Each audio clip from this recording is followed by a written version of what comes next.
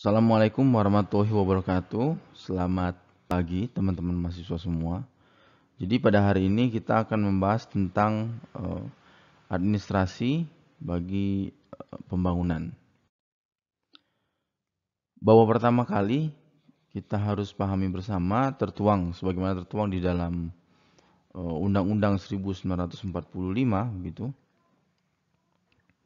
Bahwa tujuan nasional dari bangsa kita ini adalah untuk melindungi segenap bangsa Indonesia dan seluruh tumpah darah Indonesia dan memajukan kesejahteraan umum, mencerdaskan kehidupan bangsa dan ikut melaksanakan ketertiban dunia yang berdasarkan kemerdekaan, perdamaian abadi dan keadilan sosial begitu.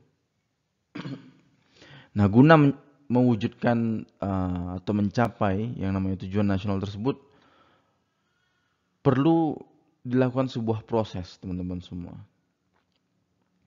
Nah, proses tersebut kemudian dikenal dengan istilah pembangunan nasional. Gitu. Bahwa pembangunan nasional itu adalah sebuah proses yang dia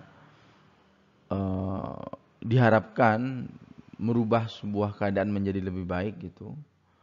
Dengan terencana, kemudian holistik, menyeluruh, terpadu, terarah dan berkelanjutan atau berkesinambungan begitu. Sehingga pembangunan nasional menurut pasal 1 Undang-Undang nomor 25 tahun 2004 bahwa pembangunan nasional dianggap sebagai upaya yang dilaksanakan oleh semua komponen bangsa dalam rangka mencapai tujuan bernegara. Gitu. Kita awali diskusi hari ini dengan apa sebenarnya hakikat dari pembangunan nasional begitu ya. Teman-teman semua, pembangunan nasional itu adalah wujud nyata dari upaya dari kerja begitu ya, dari bentuk kerja yang dilakukan oleh pemerintah dan juga berbagai komponen-komponen pendukung lainnya guna meningkatkan kesejahteraan dan kemakmuran rakyat. Gitu. Rakyat dalam artian yang sangat luas, ya tidak berdasarkan ras, golongan, suku ataupun agama begitu ya. Kalau dilihat sebenarnya apakah ada aturan yang kemudian secara eksplisit membahas atau mengatur tentang jalannya pembangunan nasional, itu bisa kita lihat pada Undang-Undang nomor 25 tahun 2004 tentang sistem perencanaan pembangunan nasional. Nah, sebelum adanya undang-undang ini, sebelum Undang-Undang 1945 dilakukan amandemen, jadi dulu upaya-upaya pembangunan atau kemudian wacana-wacana pembangunan tersebut dituangkan dalam bentuk ketetapan MPR terkait dengan GBHN, Garis Besar Haluan Negara. Nah, kemudian setelah dilakukan amandemen atau revisi terhadap Undang-Undang Dasar 1945, maka wacana atau kemudian pembahasan tentang perencanaan pembangunan nasional sudah tertuang di dalam undang-undang yang kemudian sudah diamandemen gitu. Jadi tidak lagi mengacu kepada ketetapan MPR lewat Garis Besar Haluan Negara atau GBHN. Kita awali dengan apa yang dimaksud dengan sistem perencanaan pembangunan nasional begitu. Bahwa pembangunan nasional itu diselenggarakan berdasarkan asas demokrasi, teman-teman semua. Dengan berbagai macam prinsip, mulai dari kebersamaan, yang mana pembangunan harus dilakukan oleh seluruh komponen, kemudian berkeadilan, dapat dirasakan kebermanfaatan bagi banyak orang, bagi banyak pihak, kemudian berkesinambungan atau berkelanjutan, kemudian tidak merusak kelestarian alam gitu ya, berwawasan lingkungan, serta kemandirian dengan menjaga keseimbangan kemajuan dan kesatuan nasional. Jadi jangan sampai proses pembangunan itu justru kemudian mengancam stabilitas atau kemudian mempengaruhi atau membuat kondisi masyarakat menjadi bergejolak. Gitu. Nah, proses pembangunan nasional itu teman-teman semua diawali dengan yang namanya perencanaan. Bahwa perencanaan itu juga merupakan sebuah proses lagi, dia proses tersendiri untuk menentukan tindakan di masa depan gitu, di waktu yang akan datang, dengan melihat berbagai macam hal dan menentukan prioritas gitu, kira-kira urutan mana yang paling pertama, kemudian mana yang tidak menjadi prioritas dan bisa ditaruh di urutan terakhir begitu. Dan juga tentunya melalui perencanaan ini dilakukan pertimbangan apakah ketersediaan sumber daya mampu menyokong atau mensukseskan pelaksanaan pembangunan nasional. Atau apabila ternyata dirasa tidak mampu, maka perlukah kita untuk melibatkan pihak ketiga atau kemudian menggeser prioritas begitu. Nah, sistem perencanaan pembangunan nasional itu adalah sebuah kesatuan tata cara, teman-teman semua. Tentang perencanaan pembangunan untuk menghasilkan rencana-rencana pembangunan dalam jangka panjang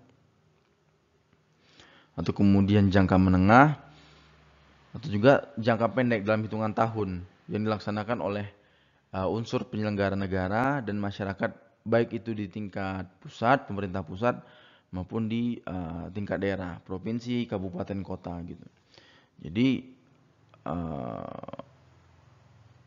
prospek atau kemudian arah pembangunan nasional tentu akan sangat berbeda dengan arah pembangunan di daerah gitu. Atau kemudian arah pembangunan di daerah satu dengan daerah lainnya tentu akan berbeda. Sistematika perencanaan pembangunan nasional, jadi bahwa perencanaan pembangunan nasional itu mencakup penyelenggaraan perencanaan semua fungsi pemerintah yang meliputi semua bidang kehidupan. Jadi tidak hanya berbicara soal pembangunan infrastruktur, tapi kita juga berbicara soal pembangunan sosial, pembangunan ekonomi gitu, pembangunan alam dalam hal ini melestarikan gitu ya. Dan semua hal tersebut disusun secara terpadu oleh sebuah lembaga atau organisasi khusus yang dia memiliki kewenangan. Dulu sudah pernah saya sampaikan, dalam hal ini pemerintah pusat itu diatur oleh Bappenas. Kalau di pemerintah daerah itu diatur oleh Bapeda gitu. Bahwa kemudian dalam merencanakan pembangunan nasional, kita juga perlu menentukan nih ukuran time frame-nya. Sebagaimana tadi sudah pernah saya jelaskan. Apakah tujuan atau sasaran tersebut dapat dicapai dalam jangka waktu yang panjang, atau kemudian dalam jangka waktu menengah gitu ya, atau dalam jangka waktu 1 tahunan. Tahapan-tahapan dalam perencanaan pembangunan nasional itu meliputi penyusunan rencana, kemudian penetapan rencana, pengendalian pelaksanaan rencana, serta evaluasi pelaksanaan rencana gitu. Nah, tadi kita sudah membahas nih tentang hakikat dari pembangunan nasional. Sekarang coba kita kaitkan apa hubungan antara administrasi pembangunan dengan pembangunan nasional itu sendiri. Pertama-tama teman-teman kita ulas kembali, kita recall gitu, bahwa administrasi pembangunan itu salah satunya dapat diartikan sebagai bentuk administrasi bagi pembangunan.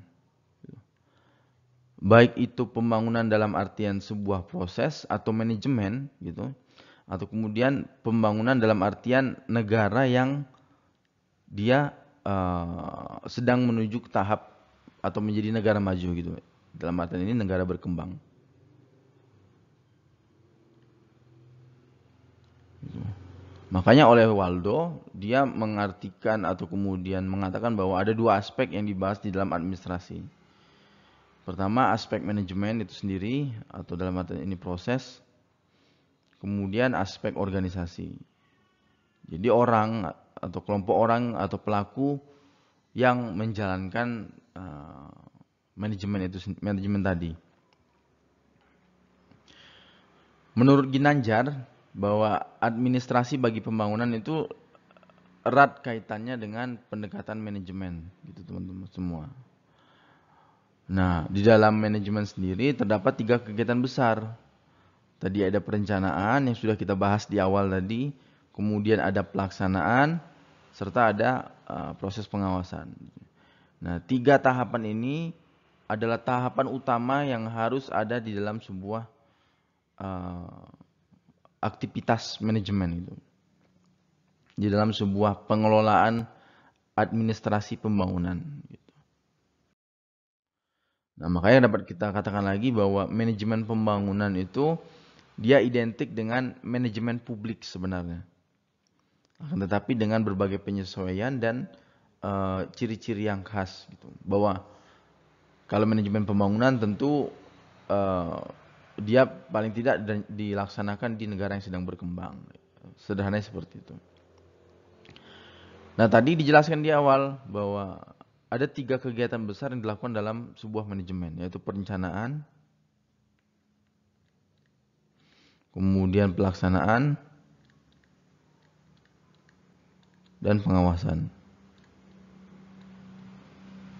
Nah, Ginanjar juga mengatakan di dalam manajemen pembangunan itu terdapat 8 fungsi teman-teman semua. Yang 8 fungsi ini kalau kita tarik ke atas gitu ya, kita lihat lebih jauh gitu. Mereka mewakili yang namanya 3 kegiatan besar manajemen. Jadi ada perencanaan di sini. Ini tahap perencanaan gitu. Kemudian ada tahap pelaksanaan di sini.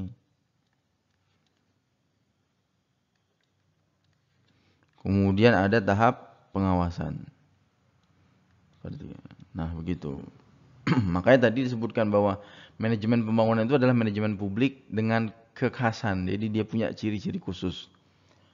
Nah, salah satu cirinya adalah terdapat 8 kegiatan besar gitu yang dilakukan dalam proses manajemen pembangunan atau administrasi pembangunan.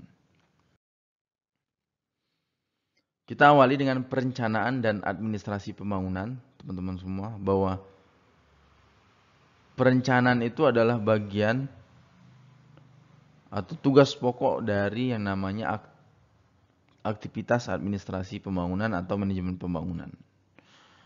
Nah, pertanyaannya adalah mengapa kita perlu merumuskan perencanaan gitu. Mengingat bahwa mau bagaimanapun, mau seadidaya apapun sebuah negara, semaju apapun sebuah negara, pada realitasnya mereka pasti memiliki yang namanya keterbatasan sumber daya begitu. Nah, untuk mensiasati keterbatasan sumber daya ini, maka perlu dilakukan proses perencanaan. Manakah program yang menjadi prioritas gitu. Atau kemudian apakah ketika misalnya dalam bentuk pendanaan finansial gitu ya. Ketika dana tidak cukup, apakah kita perlu melakukan pinjaman? Nah, itu semua dibahas di dalam proses perencanaan. Jadi, sederhananya perencanaan itu adalah sebuah aktivitas pengambilan keputusan dari sejumlah pilihan gitu, dari berbagai macam pilihan. Nah, kalau dilihat dari skopnya, perencanaan bisa bersifat dia nasional atau kemudian sektoral atau kemudian spasial. Sektoral misalnya di sektor ekonomi kah, perencanaan, atau kemudian di sektor pembangunan SDM, atau kemudian di sektor alam begitu. Kemudian kalau kita lihat dari sisi time frame, bisa itu jangka panjang, perencanaan jangka panjang, kemudian menengah dan pendek dalam hitungan tahun. Kalau jangka panjang ini biasanya dalam hitungan 5 tahunan bagi pemerintahan pusat begitu ya. Dan perencanaan juga bisa dilihat dari perspektif bagaimana ia hadir atau timbul. Apakah top down, diatur dari begini top down ya, dari pemerintah pusat, dari top kepada orang-orang di bawahnya, kepada pemerintah daerah, kepada masyarakat, atau bottom up dari bawah ke atas. Bahwa perencanaan dilakukan di level terkecil, misalnya dari kelompok-kelompok masyarakat, hingga kemudian diangkat menjadi isu-isu nasional gitu. Nah, perencanaan yang baik itu kental atau kemudian istilahnya disebut dengan interactive planning, teman-teman semua. Jadi ada 3 prinsip di dalam interactive planning. Pertama adalah partisipasi, kemudian keberlanjutan, serta holistik. Dia harus menyasar berbagai macam aspek kehidupan. Jadi tidak hanya mengunggulkan pembangunan ekonomi, gitu, tapi juga tetap memperhatikan pembangunan sosialnya. Nah, perencanaan pembangunan nasional, teman-teman semua harus mempertimbangkan 8 hal yang harus dipertimbangkan. Pertama, apa yang menjadi tujuan, kemudian yang kedua itu apa yang menjadi sasaran atau prioritas gitu. Diurutkan karena tadi kan bahwa perencanaan itu adalah aktivitas memilih dari berbagai macam pilihan. Makanya kita harus menentukan sasaran dan juga prioritas. Kemudian kita lihat jangka waktunya menengah, jangka waktu pendek, menengah, panjang. Kemudian masalah yang dihadapi, apakah ingin dimulai dari masalah ekonomi atau dimulai dari masalah sosial gitu. Kemudian berbicara soal modal atau sumber daya juga. Mengingat bahwa mau bagaimanapun negara pasti akan memiliki keterbatasan gitu. Kemudian kebijakan gitu, kebijakan dalam pelaksanaannya. Berikutnya itu orang atau organisasi atau lembaga yang melaksanakan, apakah akan diurus oleh Bappenas di lingkup pemerintahan pusat atau kemudian akan diurus atau dihandle oleh Bapeda di level pemerintahan daerah gitu. Serta pada proses perencanaan juga sudah harus dipikirkan instrumen atau kemudian indikator yang akan digunakan untuk proses pemantauan, evaluasi dan pengawasan gitu. Nah, kegagalan perencanaan dapat terjadi karena 4 hal, teman-teman semua. Pertama, dari data yang tidak jelas atau kemudian informasi tidak lengkap, metodologi yang belum dikuasai, atau kemudian disebabkan antara perencanaan dan pelaksanaan itu tidak saling terkait gitu. Jadi apa yang diomongkan dengan apa yang dilakukan itu tidak sesuai. Atau kemudian paradigma tidak sesuai dengan kondisi negara gitu. Jadi negara menganut ideologi atau kemudian cenderung kepada closed system gitu ya, di mana semua urusan atau aktivitas pelayanan publik dihandle oleh negara, tapi perencanaan-perencanaannya malah melibatkan pasar atau kemudian dominasi pasar lebih besar di dalamnya gitu. Terakhir yang keempat, perencanaan dianggap pengaturan total kehidupan dan mengabaikan yang namanya prakarsa individu atau partisipasi. Nah, ini menyebabkan mengapa terkadang perencanaan tersebut gagal untuk dieksekusi. Kita masuk ke yang kedua, yang berikutnya adalah pengerahan sumber daya. Ketika kita berbicara sumber daya, teman-teman semua, maka dapat dibagi menjadi beberapa kategori ya. Ada itu berbicara soal finansial dalam bentuk keuangan, atau kemudian SDM, sumber daya manusia, people gitu, kemudian teknologi, serta terakhir adalah organisasi atau kelembagaan atau institusi.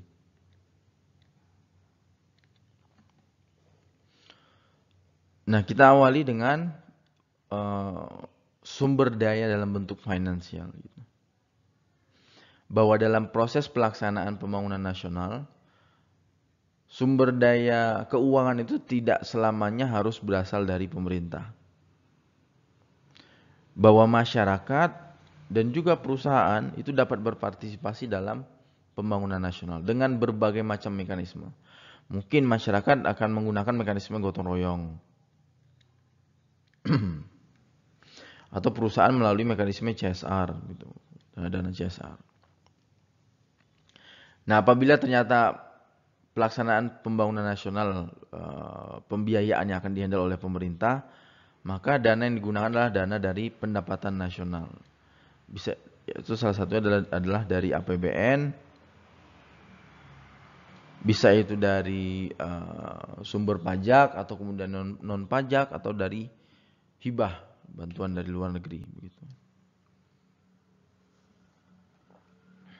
Nah, selanjutnya adalah sumber daya manusia sebagai resource juga teman-teman semua. Kita berbicara soal kuantitas dan kualitas gitu.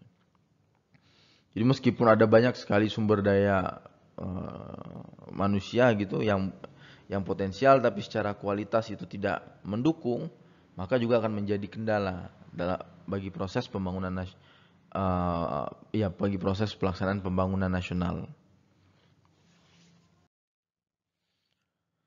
Berikutnya sumber daya dalam bentuk teknologi, teman-teman semua. Jadi semakin besar proyek pembangunan, dalam artian bahwa misalnya pembangunan di dalam level pusat gitu, pemerintah pusat yang dilakukan oleh pemerintah pusat level nasional, dengan pembangunan di daerah yang dilakukan oleh pemerintah daerah, tentu mereka memiliki preferensi dan kebutuhan terkait teknologi yang berbeda-beda gitu. Makanya semakin besar proyek pembangunan itu semakin canggih dan beragam teknologi yang dibutuhkan. Permasalahannya datang adalah tidak semua teknologi itu tersedia dan dikuasai oleh negara berkembang, teman-teman semua.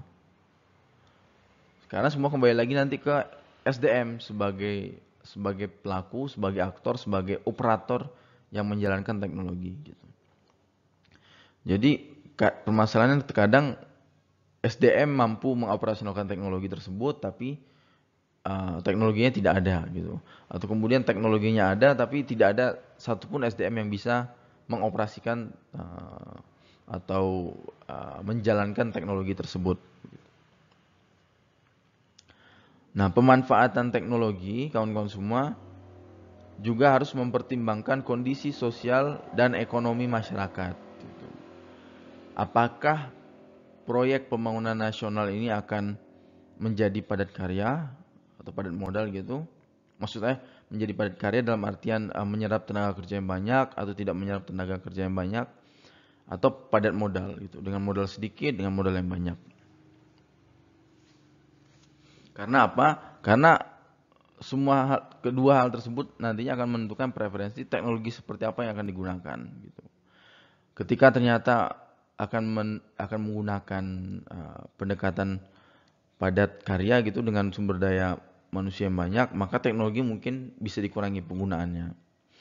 Atau kemudian ketika ingin menggunakan teknologi yang sangat canggih, yang sangat advance, maka perlu dipastikan bahwa ketersediaan modal itu tidak akan menjadi kendala di kemudian hari. Tidak ada lagi namanya proyek stop di tengah jalan gitu. Nah, berikutnya tentang sumber daya manusia, bahwa organisasi, kelembagaan, institusi gitu, badan gitu ya, dia menjadi bagian dari sumber daya bagi pelaksanaan pembangunan nasional. Kalau bagi pemerintah, organisasi itu adalah alat untuk melaksanakan pembangunan. Dalam hal ini kementerian, atau kemudian badan tadi, atau kemudian pemerintah daerah. Bagi pemerintah pusat itu adalah sebagai alat untuk pelaksanaan pembangunan, teman-teman semua. Nah, dalam konteks yang lebih advance, lebih makro lagi, keberadaan organisasi yang dikelola oleh masyarakat gitu,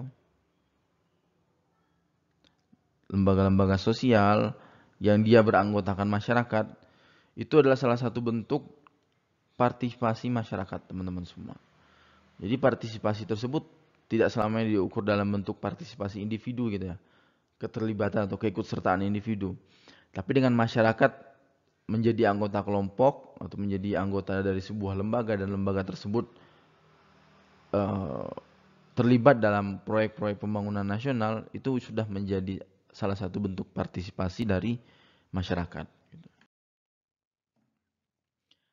Berikutnya kita bertanya, ketika tadi disebutkan bahwa komponen penting dalam pembangunan nasional itu adalah partisipasi masyarakat, kemudian apa yang membuat uh, partisipasi masyarakat itu menjadi minim gitu, menjadi tidak ada sama sekali di dalam proses pembangunan.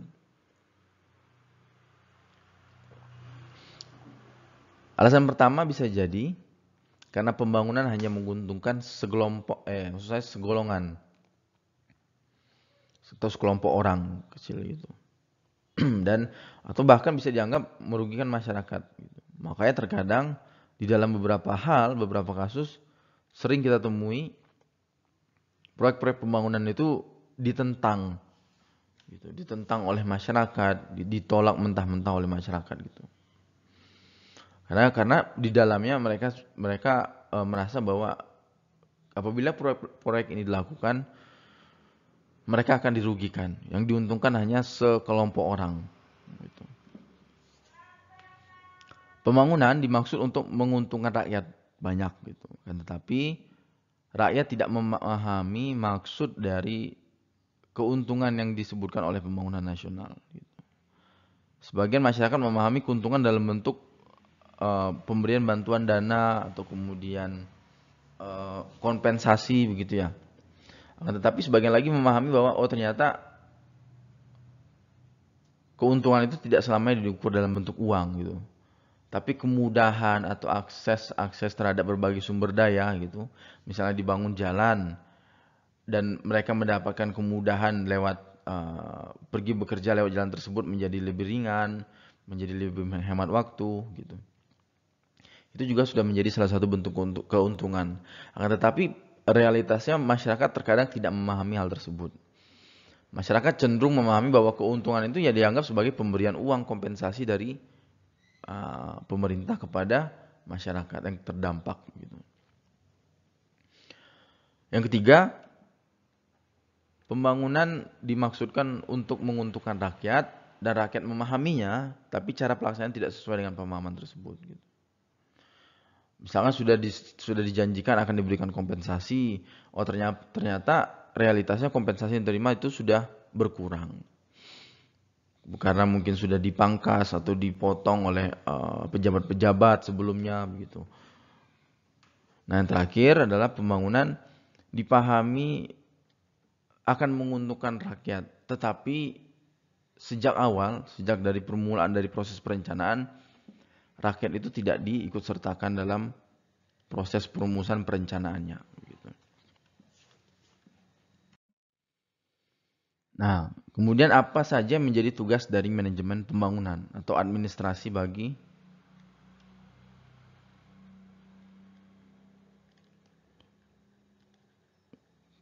pembangunan begitu.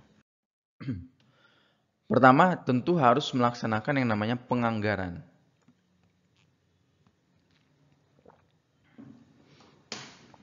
Penganggaran ini adalah bagian dari ini teman-teman semua, bagian dari atau kegiatan dari manajemen administrasi dalam bentuk perencanaan. Penganggaran dilakukan untuk menghubungkan antara tugas atau kemudian proyek yang akan dilakukan dengan ketersediaan sumber daya. Apakah uangnya cukup? Apakah kemudian teknologinya bisa diambil atau ada gitu? Apakah kemudian ada sumber daya manusia yang bisa melaksanakan proyek pembangunan tersebut gitu. Jadi intinya mencari hubungan lah. Sehingga jangan sampai di tengah jalan nanti proyek tersebut mandek. Gitu. Oh ternyata teknologi yang dijanjikan nggak ada nih gitu. Oh ternyata uang yang dilaksanakan itu sudah habis di sepertiga pelaksanaan proyek pembangunan nasional gitu. Itu kan akan menjadi sangat sia-sia. Proses penganggaran juga dilakukan untuk menjaga keseimbangan dan mencegah pengeluaran melebihi batas kemampuan. Gitu. Karena mau bagaimanapun aktivitas pemerintah itu tidak hanya berbicara soal pembangunan nasional, tapi ada berbagai macam aktivitas-aktivitas lain yang mereka juga tentu membutuhkan yang namanya penganggaran. Nah, jangan sampai proses atau aktivitas pembangunan nasional ini justru menghabiskan hampir 100% dana yang dimiliki oleh negara. Penganggaran itu mencakup dua aspek teman-teman semua. Ada itu aspek teknis, kemudian aspek politis. Kalau aspek teknis itu kita berbicara soal apa yang menjadi prioritas dan seberapa banyak uang yang akan digelontorkan kepada program prioritas tersebut. Nah, tapi kalau aspek politis, anggaran ini kan diajukan oleh pemerintah, dalam hal ini badan eksekutif. Kemudian akan disetujui oleh masyarakat yang diwakili oleh perwakilan rakyat. Nah, dinamika politik di dalamnya akan bermain teman-teman semua.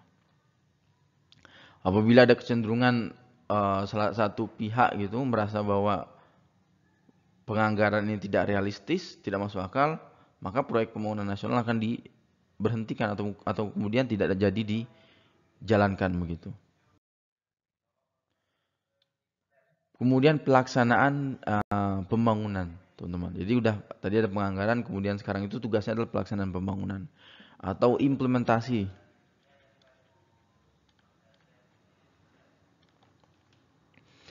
Pembangunan dilakukan oleh pemerintah, kawan-kawan semua, menyasar 3 aspek. Pertama itu aspek ekonomi, prasarana sosial, kemudian prasarana fisik. Kalau pembangunan dilakukan oleh pemerintah, tapi pada dasarnya kan pembangunan bisa dilakukan oleh siapapun, oleh masyarakat itu sendiri atau kemudian oleh perusahaan lewat kegiatan-kegiatan sosialnya gitu. Tapi kalau pembangunan yang dilakukan oleh pemerintah biasanya menyasar 3 aspek. Aspek pertama adalah aspek ekonomi, kita berbicara soal transportasi, energi, irigasi, dan lain-lain. Aspek kedua itu prasarana sosial, meliputi ada pendidikan, kesehatan, rumah sakit, dan juga perumahan. Terakhir adalah prasarana fisik. Jadi berbicara soal lembaga sosial atau budaya, lembaga hukum, dan juga lembaga ekonomi. Manajemen publik atau manajemen pembangunan atau administrasi bagi pembangunan juga melakukan yang namanya aktivitas koordinasi. Atau kalau realitas bisa bentuk kemitraan. Nah, koordinasi dia berfungsi untuk menjamin bahwa usaha pembangunan itu berjalan dalam rel sebagaimana yang sudah direncanakan gitu. Jadi harapannya sasaran kemudian target itu tercapai dengan optimal. Koordinasi bertujuan untuk menghasilkan pembangunan yang efisien dalam pemanfaatan sumber daya, teman-teman semua. Nah, kalau ditanya bagaimana sebenarnya bentuk nyata dari koordinasi itu dalam proses pembangunan nasional, itu diaktualisasikan atau dicerminkan dalam bentuk desentralisasi kekuasaan dari pemerintah pusat kepada pemerintah daerah, dari pemerintah kepada masyarakat, dari pemerintah kepada private sector, perusahaan gitu. Nah, itu adalah salah satu bentuk koordinasi, bentuk nyata dari koordinasi. Berikutnya adalah monitoring dan evaluasi. Jadi sudah melakukan proses penganggaran sebagai bagian dari perencanaan, kemudian sudah masuk ke pelaksanaan, ke proses pengkoordinasian atau kemitraan tadi. Nah, kita sekarang masuk ke aktivitas monitoring dan evaluasi. Fungsi utamanya adalah untuk melihat kecocokan dan ketepatan antara rencana dengan target atau tujuan yang telah dirumuskan. Gitu.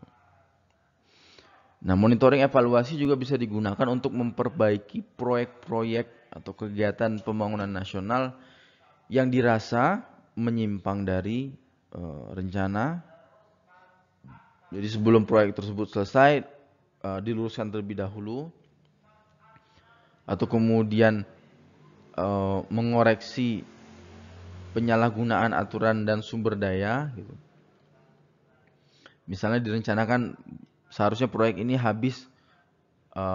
menghabiskan dana kira-kira 1 miliar rupiah gitu, dengan target keberhasilan itu mencapai 100%. Tapi kok ketika dilihat realitasnya uang sudah habis hampir 900 juta, tapi proyek yang dilaksanakan masih berjalan sekitar 70% gitu. Nah, maka bisa dilakukan proses monitoring dan evaluasi di dalamnya. Kemudian monitoring dan evaluasi juga mengupayakan tujuan tercapai seefektif dan seefisien mungkin. Nah, monitoring ini harus dilakukan secara sistematis dan melembaga, teman-teman semua. Melembaga itu dalam artian begini, bahwa dia itu sudah menjadi bagian dari proyek pembangunan nasional. Jadi indikator, instrumen, bagaimana cara monitoring atau evaluasi ini dilakukan, kapan itu dilakukan, itu sudah dibahas jauh hari pada tahapan perencanaan. Gitu. Jadi monitoring dan evaluasi ini tidak ujuk-ujuk datang gitu. Jadi dia memang sudah didesain, sudah ditentukan dari awal. Maka kemudian monitoring dan evaluasi itu dapat dilakukan pada tahap apapun di proyek pembangunan nasional.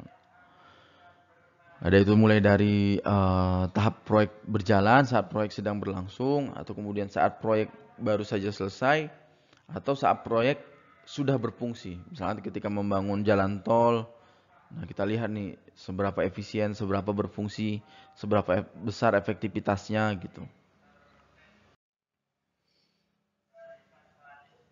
Berikutnya adalah pengawasan pelaksanaan pembangunan. Fungsi pengawasan adalah untuk meningkatkan kebertanggungjawaban atau akuntabilitas dan keterbukaan atau transparansi.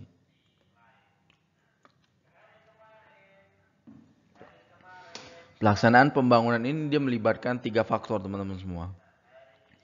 People, kemudian financial, dana, kemudian alam gitu ya, atau planet gitu.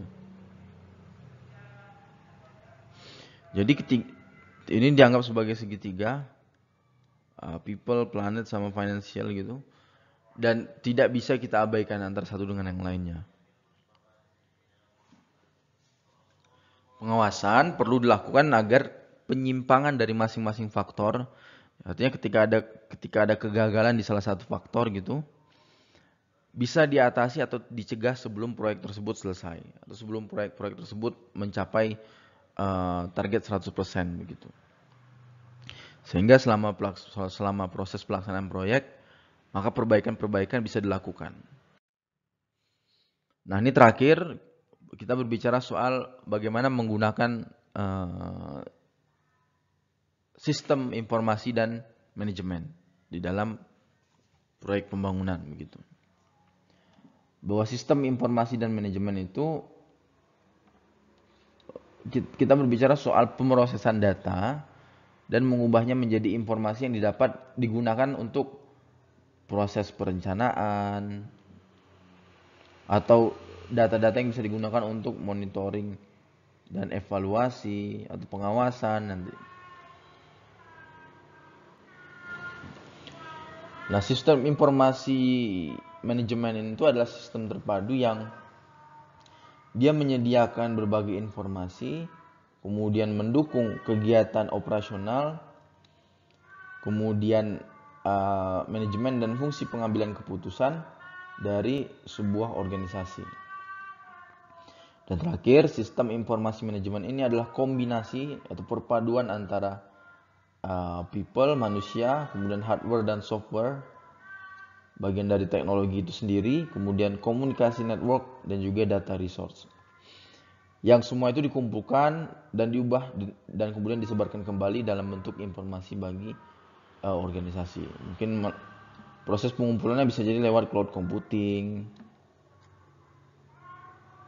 atau kemudian pemrosesannya bisa menggunakan artificial intelligence gitu ya, dan berbagai pemanfaatan teknologi. Baik teman-teman semua, sudah hampir 1 jam 40 menit kurang lebih pemaparan yang saya sampaikan. Jadi sampai di sini dulu untuk materi berkaitan dengan administrasi bagi pembangunan. Apabila kemudian ada hal yang masih dibingungkan atau ditanyakan, bisa kita lanjutkan proses diskusinya di Discord begitu. Sampai jumpa di pertemuan berikutnya. Assalamualaikum warahmatullahi wabarakatuh.